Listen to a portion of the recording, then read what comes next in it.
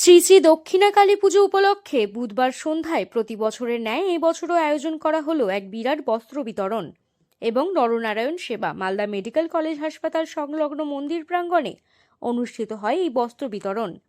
কয়েক হাজার দুস্থ মানুষদের নতুন বস্ত্র তুলে দেওয়া হয় এই দিন। এই সঙ্গে অনুষ্ঠিত হয় এক বিশাল নরনারায়ণ সেবা।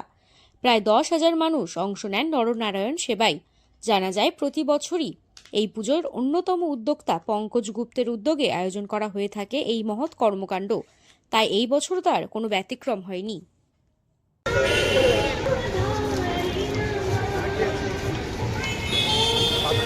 রাস্তায় যানবাহন চলাচল করছে, আপনারা দয়া করে রাস্তায় যানবাহন চলাচল করছে সমস্ত ভক্তবৃন্দের কাছে অনুরোধ, আপনারা দয়া করে রাস্তাটা দেখে বারবার করুন।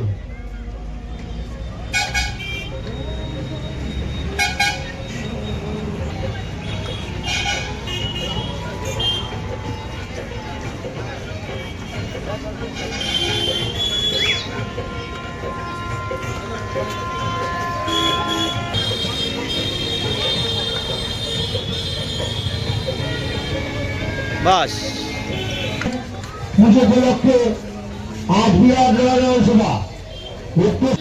আমাদের 16 তারিখে মায়ের পুজো ছিল।